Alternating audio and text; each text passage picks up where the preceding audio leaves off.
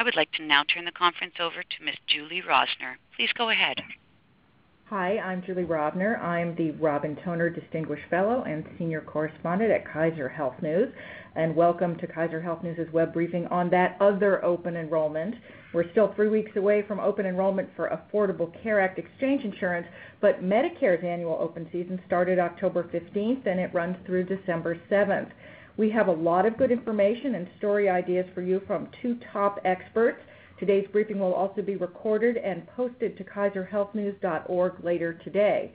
Tricia Neuman, many of you know, she's Senior Vice President at Kaiser Family Foundation and heads the Medicare program here.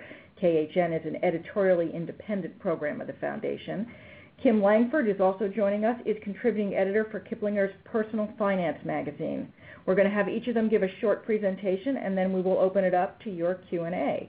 You can type your questions, as the operator said, in the chat window at any time during the presentation. So let's start. Here's Tricia.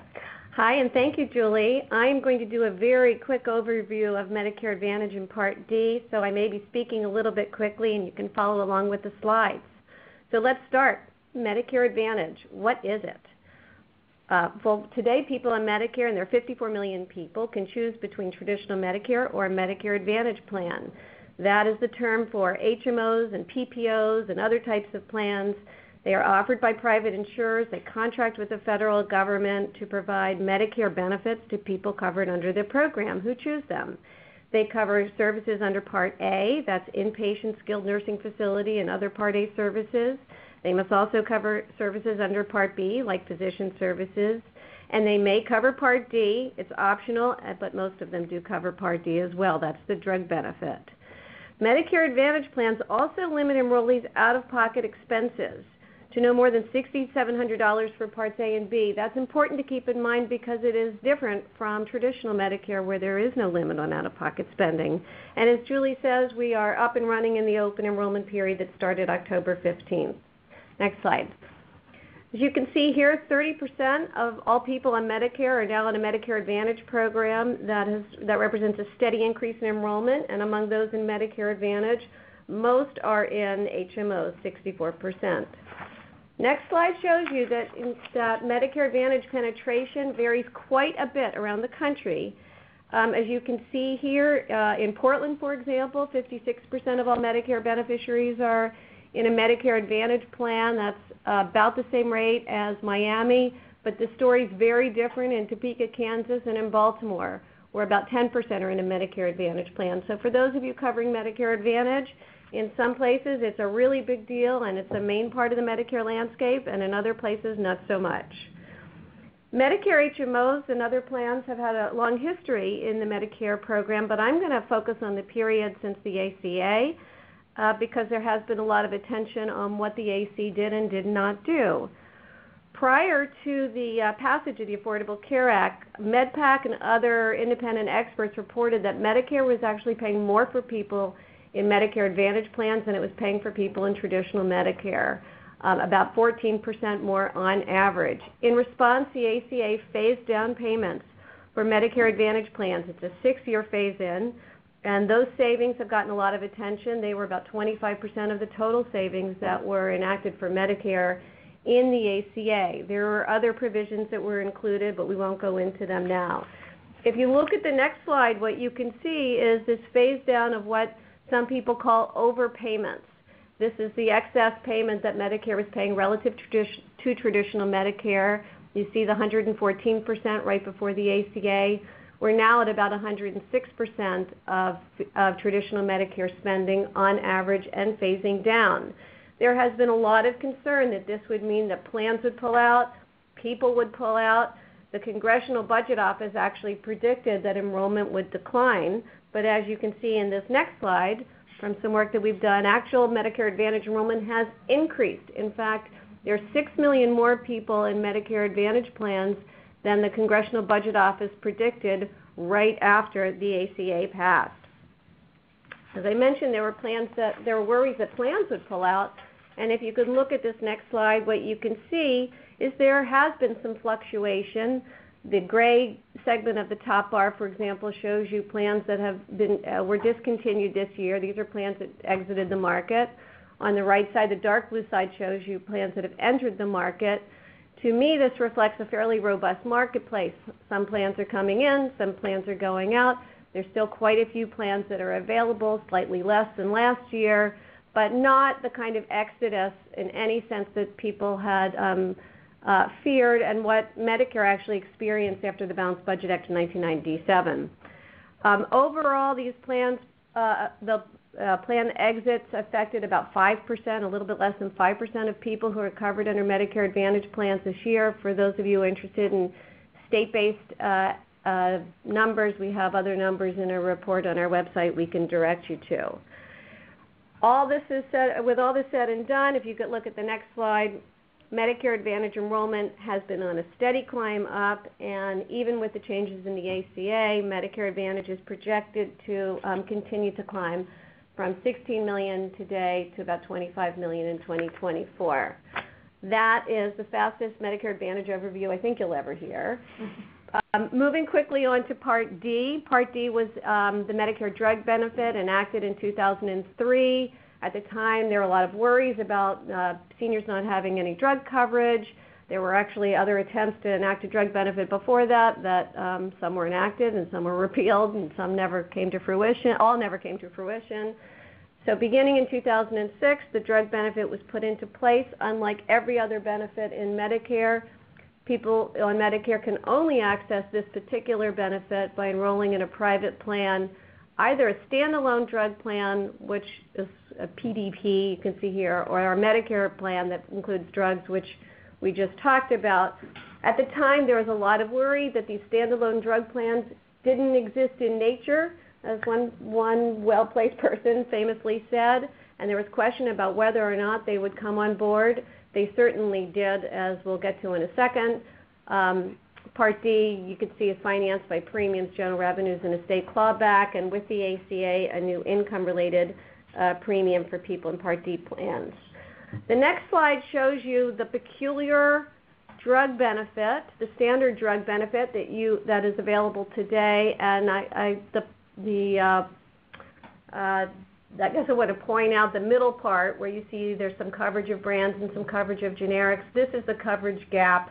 This is the infamous donut hole, which, due to a provision in the ACA, will be closing by 2020. Another thing I want to note is that while there is a standard benefit that is included in the law, none of the plans that are available next year will be standard. They will all, rather than have, for example, 25% co-insurance in the first benefit period, they'll all have tiered co-pays, which is more typical of employer plans and private plans. I think we'll keep rolling. You can see here most people on Medicare are covered under a Part D plan. Most are in standalone plans. 38% are in Medicare Advantage drug plans. The 31% who are not in Part D, most of them do have drug coverage through an employer plan that offers retiree health benefits. Their latest estimates are something like 10% or fewer without drug coverage. Some people can choose veterans, for example, and go without a Part D plan. The next slide shows you the total number of plans, and while you can see there has been a decline in the total number of Part D plans available nationwide, I don't think you should start frowning your brows and worrying about if this is a big deal. On average, people in Medicare have a choice of 30 plans in their area. Consumer representatives have expressed concern in the past about the total number of plans that have been available to them, making it very difficult for consumers, seniors, to choose among the plans available. So it's been too many. There's been too many plans in the past, so this is a slight decline from last year, but unlikely to be a big deal. If you look at the map on the next page, you can see in most regions of the country, people have a choice of close to 27, 30, on average 30 plans in virtually every state. And remember, this is on top of the Medicare Advantage plans that are available to them throughout the country. So it is an environment for Medicare. The environment for Medicare is characterized by lots of plan choice. And a real question is, how do seniors engage in this environment? We'll get to that. If you look at the next slide, a little bit of information on average premiums. My point about this is these are averages. Plan premiums vary quite a bit. Even the same plan offered by the same company but in different parts of the country can vary. It is important. This is a feature for consumers to look at, but not just plan premiums. The other thing to look at is cost sharing. This slide shows you the state of cost sharing in 2014, and I want to just point out a few things. Again, these are averages, but you can see that there's quite a strong incentive in the typical plan to encourage people to use preferred generics and preferred brands over non-preferred products.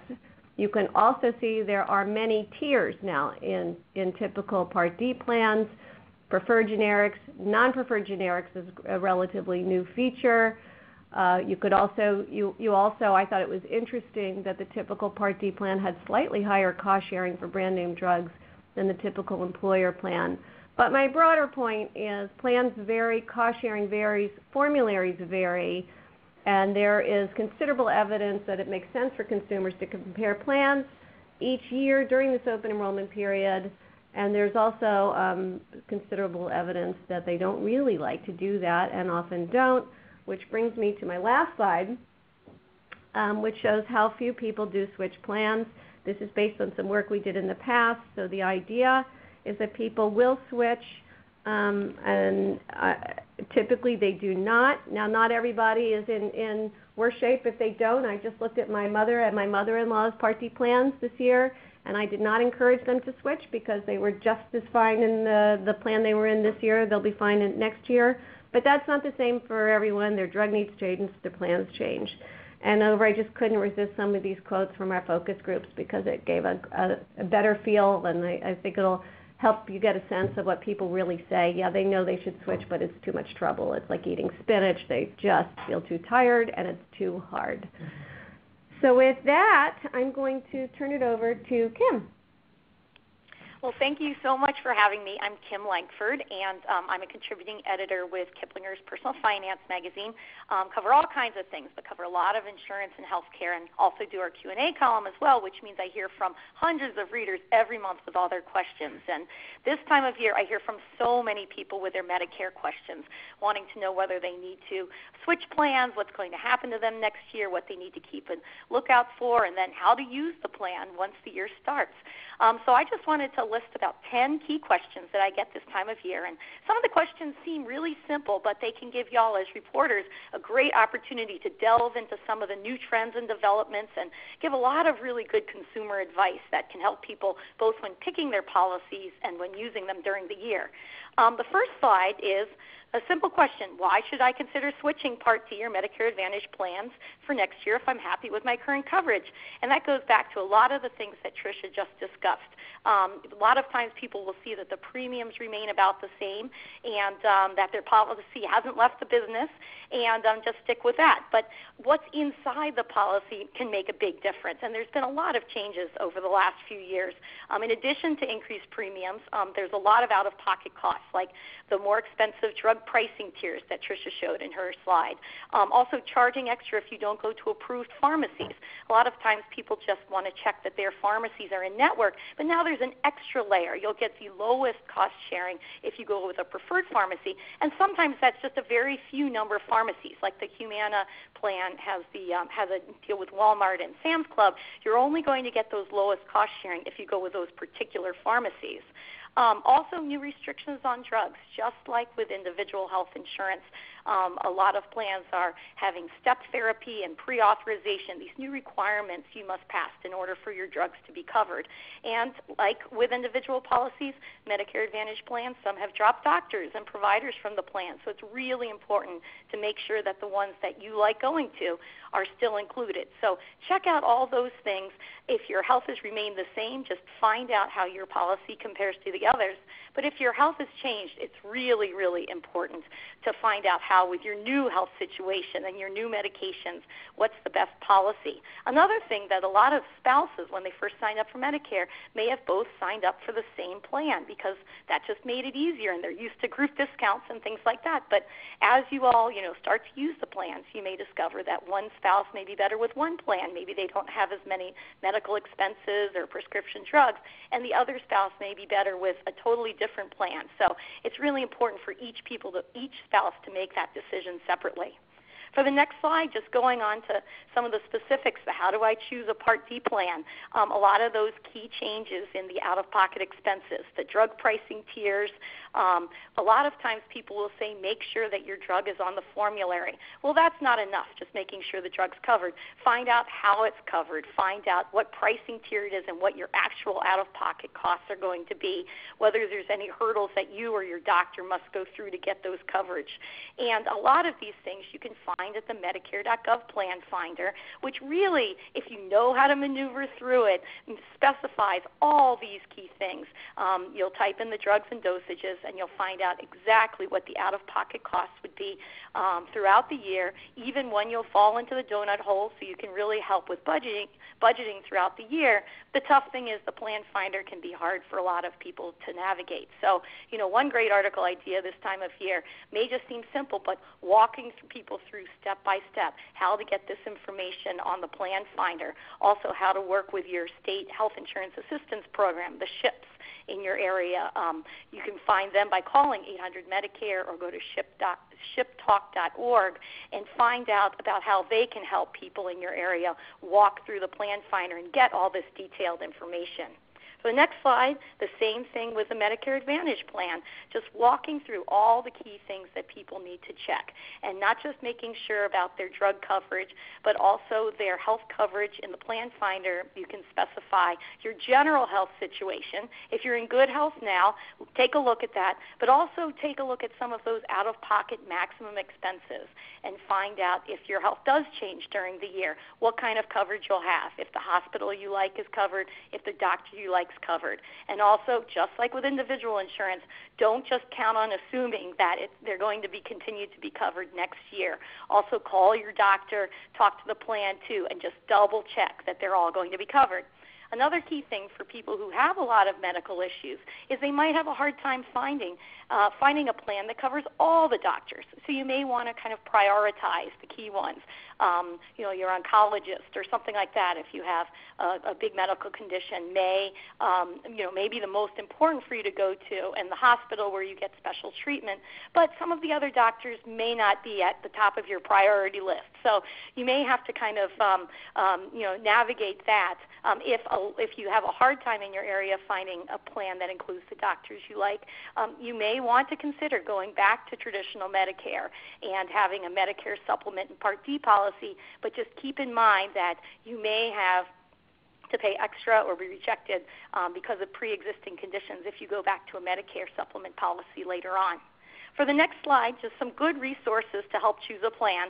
Like I said, the Plan Finder at Medicare.gov is the absolute best choice, but it can be difficult to navigate. So helping people understand how to make the most of that.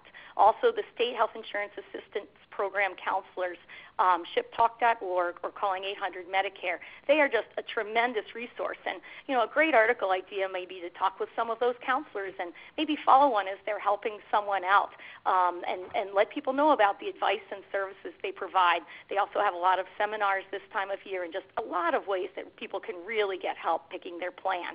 I also like, for Medicare Advantage, MedicareNewsWatch.com. They do Gold Choice Awards for value and benefits every year for about 80 cities for Medicare Advantage plans, and really do a good job of kind of breaking down the premiums as well as out-of-pocket costs. The Medicare Rights Center and the Center for Medicare Advocacy have a lot of great information about all of the plans in general, but also about how Medicare works as well. And then, of course, the Kaiser Family Foundation Medicare page is a great resource throughout the year. And California Health Advocates, even if you're not in California, has a lot of great resources available. For the next slide, get a lot of questions after the year starts about what happens if I change my mind after open enrollment. And open enrollment is October 15th to December 7th, and you do have a few opportunities to change plans afterwards. You have from January 1st to February 14th each year to leave a Medicare Advantage plan and switch back to original Medicare in a Part D plan, but you can't switch from Medicare Advantage to Medicare Advantage or from Part D to Part D. If you leave your plan service area, you have a special enrollment opportunity during the middle of the year, and there's other situations where you do have special enrollment opportunities. And another good article idea is just going to Medicare.gov, maybe after January, and taking a look at those special enrollment opportunities and laying it out for people when they can switch plans. Another key thing is if you're in an area, one of the rare areas that has Medicare Advantage plans that have a 5-star quality rating, you can switch into those plans anytime during the year. But there still not too many of those available. So find out if some are available in your area, and that may be another good article idea. For the next slide, does the open enrollment period apply to Medicare supplement plans? And a lot of people don't realize, this is a common misconception, that despite the changes in the ACA on individual health insurance plans, the pre-existing conditions can still affect your eligibility for Medicare supplement plans and your price. As long as you sign up for Medicare supplement plan within your first 6 months of signing up for Medicare Part B, that's your open enrollment period for that.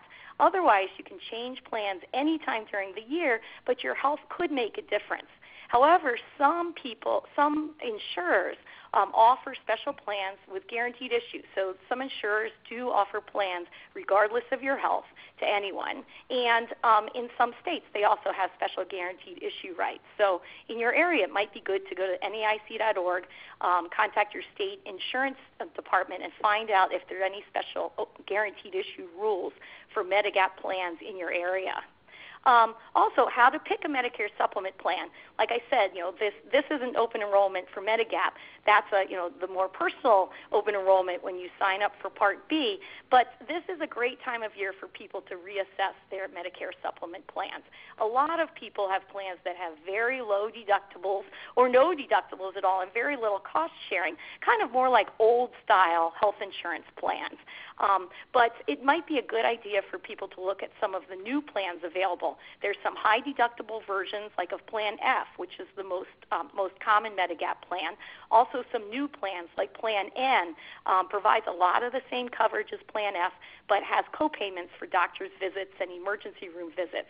And unless you go to the doctor in emergency room very often, these plans, the premiums can be so much lower that you can really come out ahead. So people need to reassess their options on that. Could save them a lot of money.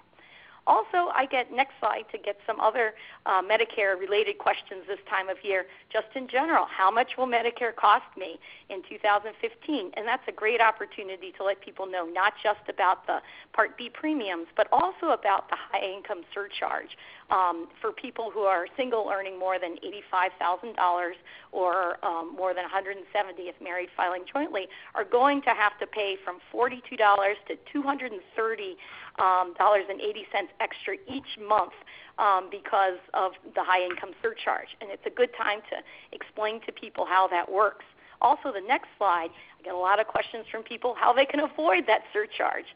And if they have had any certain life-changing events like marriage, divorce, and even a job loss or reduced work hours, which means if they've retired, is a big group of people that can qualify to get there to contest the high-income surcharge and maybe have their premiums lowered.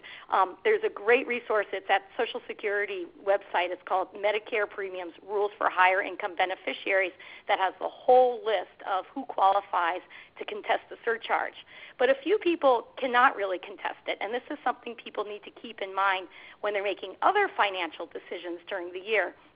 For example, if you make a Roth IRA conversion, that's going to add a lot of money to your adjusted gross income for that year, and that could bump you up into the high-income surcharge. So just keep that in mind if you are Medicare age and you're making some of those choices that could increase your income for the year.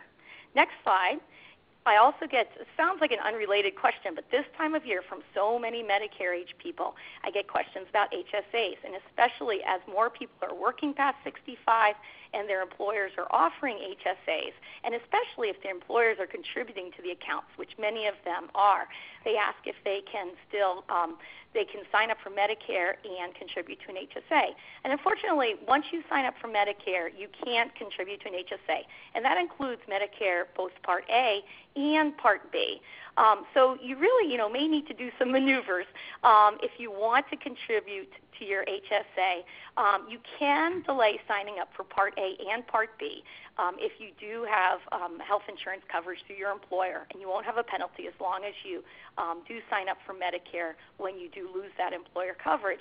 But you need to make just a special effort. If your employer has fewer than 20 employees, you may not have that option. Medicare may be your primary insurance in that case. And also, if you've signed up for Social Security, you're usually automatically enrolled in Medicare and may not have that option to delay it. So if you do have an HSA and are working past 65, and I'm getting more and more questions about this every year, you just need to be really careful if you do want to still contribute to that HSA. And that's it for my questions. Thank you, Kim. And I would urge people who are on the line, please type your questions into the chat box, and we can ask them. I want to ask you, Kim, though, to talk a little bit about how to find people to do stories. I, of course, cheated the first year that there was a Medicare open enrollment, and I guess this is the 10th year now. I did a story about choosing a plan with my mom. But one of the things we did was we went to a little session that was being held at her then senior living community, where there were about 20 other people who were, who had questions. They were mostly sort of not very computer literate. So I guess that's one advantage in Medicare over, finding people for the ACA. A lot of this stuff goes on sort of in group enrollment efforts still, doesn't it? It does, and that's where your local SHIP can really help. I've worked with a lot of them, and they really do have great counselors, first of all, who you might be able to, follow them as they give some presentations, at senior centers or in the community, or just, go to one of these seminars and talk to people. But the SHIPs have been just great because they really are kind of the hands-on, helping people navigate through these options. Many times they're sitting next to someone going through the plan finder, and it's interesting because just the step-by-step going through the plan finder and explaining how that works, explaining, for example, that Medicare Advantage on the plan finder is called Medicare Health Plans, basic things like that trip people up. But I think the SHIP is a great resource, and shiptalk.org is where you can find links to your local SHIP. Great. Tricia, you have anything to add? No, I think also it would be interesting to talk to people who aren't so engaged, because I think one of the stories that would be helpful to tell is how helpful it might be to somebody to engage when they really don't feel like going through the process. So interviewing somebody who may be more reluctant to look at their options, and walking it through with them, sitting down on the computer and showing them the range of plans, the range of payments that they may face depending on the drugs that they take if you're looking at Part D, would be a useful exercise, and it also helps you get a sense of where people are this time of year. I mean, again, our focus groups say people are generally aware of the open enrollment period. They get their handbook, they put it in a drawer because they know it's useful, but they don't look at it. So I guess I would just, I think to the extent that you can tell the story about people who don't want to go through the process but learn that it's a useful exercise would be helpful. Okay, we're going to go to our first question from our participants. This is from Daniel Chang. He says he's interested in state-based plan exit numbers. Can you point him to the information on the KFF website? Sure. We have a document. It's called What's In and What's Out, Medicare Advantage Market Entries and Exits, and I think we're going to be sending out the link for everybody on the call.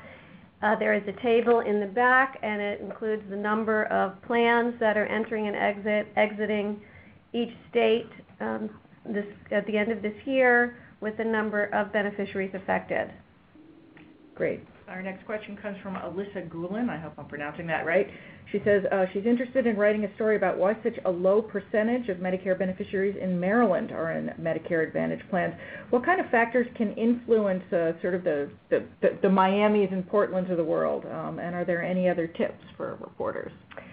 Some of it depends on the local history and the local culture. There are parts of this country, in California in particular, where there's a long history of HMO participation for people in their working years, and they turn 65 and they're completely happy to transition to a Medicare Advantage plan.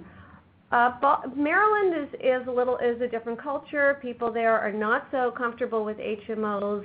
Back in the 1990s, when the plans pulled out, there was a sort of a negative reaction to what happened. Even though people were fortunate to have traditional Medicare as a backup, when the plans pulled out, there was a bit more skepticism. So that could be a factor. Another factor might be whether or not there's a strong presence of employer-provided retiree health benefits. Because if people are in traditional Medicare and can get employer coverage that wraps around traditional Medicare, they risk losing their retiree health benefits if they sign up for a Medicare Advantage plan. So some of it is cultural, some of it is experience, some of it may have to do with income and whether or not, if it's a low-income area and Medicare Advantage plans are just cheaper than Medigap, there might be more interest in a Medicare Advantage plan, so that varies. Related question. Go ahead, just Kim. a quick thing is I think a great local article will be to find out if there's any big hospitals that may not be covered by any of the Medicare Advantage plans in the area. Because I hear, a lot of anecdotal stories from people who, wanted to be in Medicare Advantage or had been in it, but their hospital that they're really interested in isn't in it. And I'm sure there's parts of the country where people might be surprised that it might be hard to find a plan that covers some of those big hospitals. I will say, for people who are interested in Medicare Advantage plans, finding the hospitals and the doctors and the other healthcare providers in the network is more difficult than getting other information. Medicare does not post plan network information on their website. So for people who are going through the process of looking at Medicare Advantage plans, it's harder to find out whether their favorite hospital is in a plan or their favorite doctor or cardiologist is in a plan than it is to find out what the premium is. That takes a bit of digging, and often people have to go directly to the insurer to find out which doctors and hospitals are in the network. I have a follow-on question. Do you think the fact that enrollment is going up, even though payments from Medicare are going down, might have something to do with a population that's now becoming eligible for Medicare that's more used to being in managed care? I mean, was that predictable? I think that's absolutely a factor. It is predictable, but it wasn't predicted because CBO definitely predicted a decline in enrollment, but younger people seem to be more comfortable with private plans, and with more and more baby boomers coming onto Medicare each year, we're seeing an increase in Medicare Advantage enrollment. It's not just younger people, it's also people who are in their late 60s, for example, who are switching to Medicare Advantage because they can get some savings. But that kind of brings me back to Kim's point, because while people think about this as a decision you can make each year, it's not always easy to switch back to traditional Medicare if you want to also get a Medigap policy. As Kim pointed out, it can be, Medigap policies are not guaranteed issue after people turn 65. State regulation varies. People might be able to get a policy but pay a lot more for it. There's issues around underwriting. So a tricky issue here is that while we think of this as an annual enrollment period, it's not quite as easy to flip from Medicare Advantage to traditional Medicare and get a Medigap policy as it is to flip the other way. Kim, anything to add? I totally agree, and that's a huge misconception people have. I think that before, I was recommending about a month ago, before open enrollment started up, for people to start to think about, find out what the Medigap rules were in their area if they were interested in switching from Medicare Advantage back to traditional Medicare. Because, first of all, it can take a while to go through underwriting, and this is not something that people are used to anymore after the ACA changed the pre-existing condition rules for all the rest of insurance. And I think for local reporters might be a great story to find out what your state's guaranteed issue rules are, and if there are any plans in the area that do offer the coverage for people no matter what their medical condition is, because that can open up the door to so many more people. It really does vary a lot by state, but some people have more options than others. But other people need to really keep it in mind before they drop that coverage, because it may be much more difficult than they expect. Good, thanks. Here's a question from Mary Helen Gillespie. She wants to know, are there issues that women should take into account that may be gender specific? Oh, that's a really good question, isn't it? Premiums do not vary by gender for Medicare Advantage. For Medigap, they can vary, for example, for people who smoke. But I'm actually not sure about by gender. Benefits would not be something that should vary by gender. Medicare's improved coverage of preventive services in traditional Medicare, which would apply to Medicare Advantage. I think a broader issue for women is that women live longer than men. Women have, as they grow older, they have more needs for long-term services and supports, and many people think that Medicare covers long-term services and support like nursing home care and home and community-based care, but Medicare's coverage of these services is very limited. In fact, Medicare doesn't really cover this at all, and that really that's one issue that's an important issue to women. A second issue that I think is really important to women relates to income. So women have lower incomes than men, and therefore their need for additional coverage is critical. One of the things we didn't talk about is the role of other programs that supplement Medicare for low-income people, which are particularly important for women who tend to be low income. So by that, I mean Medicaid plays an enormous role supplementing Medicare, providing nursing home, dental care, filling in premiums and cost sharing. There's also something called the Medicare Savings Programs that help with premiums and sometimes cost sharing. And for people in Part D, for the first time, Medicare itself offers additional premium and cost sharing for low-income people. So while those benefits are not designed specifically for women, they are particularly important to women because they are disproportionately low income. Do any of the Medicare Advantage plans offer I know they offer additional benefits that Medicare doesn't, sometimes dental, sometimes, foot and eye care. Do any of them offer any long-term care? No. I mean, I think that's a really important thing for readers to know. We've done surveys in the past where we've asked people, do they think that Medicare covers nursing home care?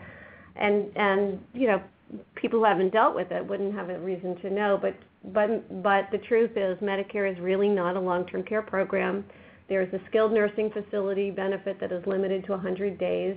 There is a home health benefit. There is a hospice benefit.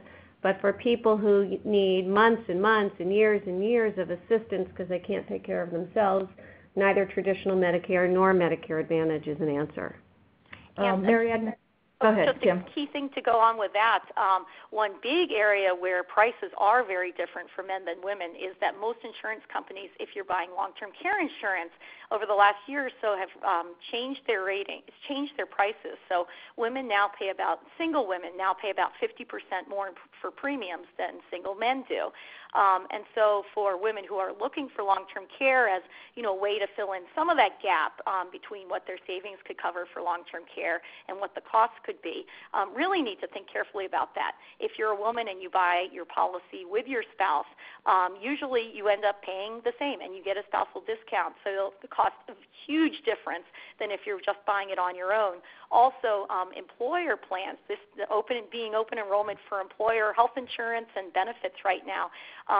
Some employers may let you buy additional long-term care insurance on your own, and a lot of times those are unisex rating, and that might be another opportunity for single women if they're interested in that kind of coverage to get a policy that doesn't cost nearly as much. But that's one place where premiums is a huge difference. And of course, in a lot of cases, long-term care insurance is something that you're going to want to buy before you're eligible for Medicare. Right, and even when you are eligible for Medicare, there are a lot of issues to consider with respect to long-term care insurance, particularly because premiums can rise over time, and at the same time, income tends to decline over the years. So a concern would be for someone who purchased a long-term care insurance policy because they're worried about paying for nursing home care or other long-term care services, and that they find after several years that they can't afford to pay their premiums. Right. So you definitely don't want to overinsure that, and kind of figure out how much you may need if you're interested in that to maybe fill in a gap and plan to cover a lot of the possible expenses from income and savings. So you can just buy a long-term care policy that covers a portion of it, knowing that you may end up having to pay increased premiums. But it is a tough situation. A lot of people now are having to deal with premium increases at exactly the time where it's really difficult for them to be able to afford that. To go back to Part D for a minute, Mary Agnes Carey wants to know how much seniors are going to save on average once the donut hole is finished closing. Are there any statistics on that? I don't have statistics on hand. It's really going to depend on whether that senior is somebody who has relatively high drug costs. So many people don't actually reach the coverage gap. But for those that do, it is a real concern. This year, for example, the coverage gap helps fill in drug costs. So if the donut hole were closed this year, someone could save thousands of dollars. But the number's going to change each year between now and 2020. And Mary Agnes, I'd be happy to get you the number later. And the Plan Finder, I was going to say for people's specific situations, the Plan Finder at the very bottom, once you compare plans, when you narrow it down to like 2 or 3 plans, it has this great graph that shows month by month what your expected out-of-pocket costs are going to be for your particular drugs, and it shows you when you're likely to hit the donut hole, and that can do a really good job of helping people budget for their expenses during the year. I mean, everything changes if you end up developing a new condition during the year and need to take new drugs, but at least it helps people realize that, oh my goodness, in April, that's when I'm going to have to start paying a whole lot, and so they can kind of set aside some extra money knowing when that's likely to come.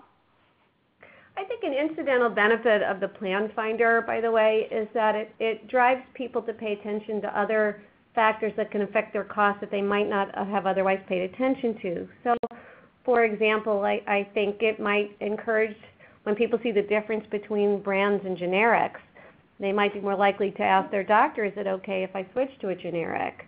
Also, there can be a big difference between retail and mail order, and all of those factors, the greater transparency of that information can be very helpful to people because it does drive consumers to look at the information and make decisions, and that can make a big difference in their costs.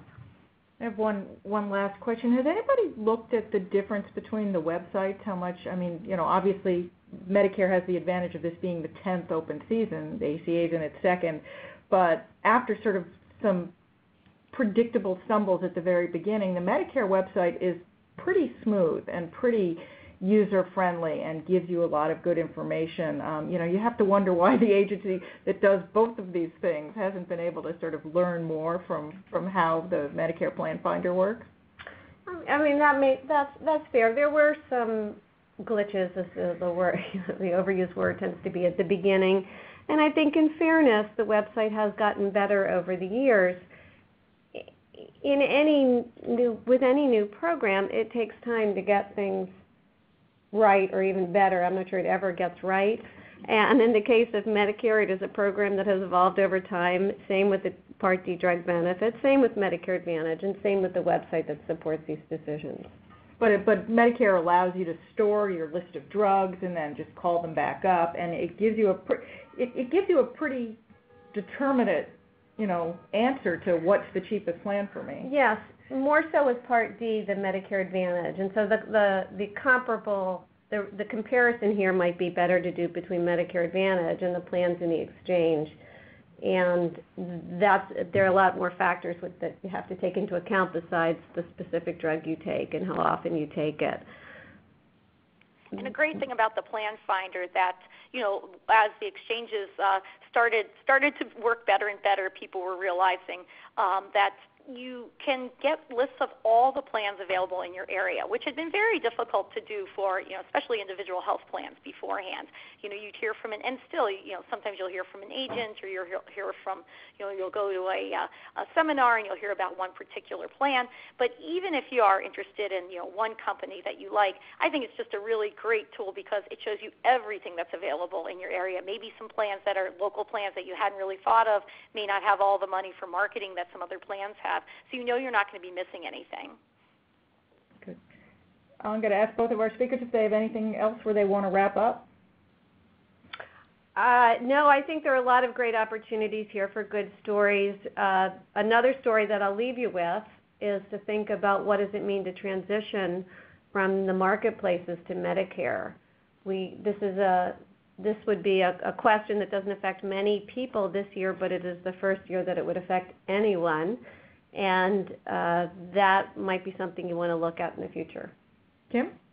I think that, as people start to, open enrollment is great to focus on all of the choices for plans over the next, until December 7th. But, January, February, maybe even end of February, as people have had almost 2 months to use their plans, to talk with them about, were there any surprises? Figure out, are there any ways, once you're kind of locked into your plan for the year, that you can save even more money, whether it's, emphasizing the use of, some of the preferred pharmacies, or, switching to generics or therapeutic equivalents, or other ways that they can find lower cost drugs, just ways that they can really kind of maneuver through their plans and make the most of things after they're in that lock-in period. Also, if people end up developing a medical condition in the middle of the year and maybe the Medicare Advantage plan they chose doesn't have the hospital that has that special kind of treatment, letting them know what their options are, whether they, in what situations they could switch plans, like if there's a 5-star plan in their area, or what the rules are for appealing, having an appeal to see if they can get that coverage, get that doctor coverage, even though they're not typically in the plan because of their special needs. So I think some of the kind of user's guides, maybe in end of February, beginning of March, will be perfect timing when people start to think, oh, this isn't quite what I was expecting. Good. Thank you very much. I want to thank our guests, and I want to thank our participants, and I will remind you again that this will be posted on our website at kaiserhealthnews.org later today. And with that, I hope everybody has a great day. Thank you, Julie. Thank you.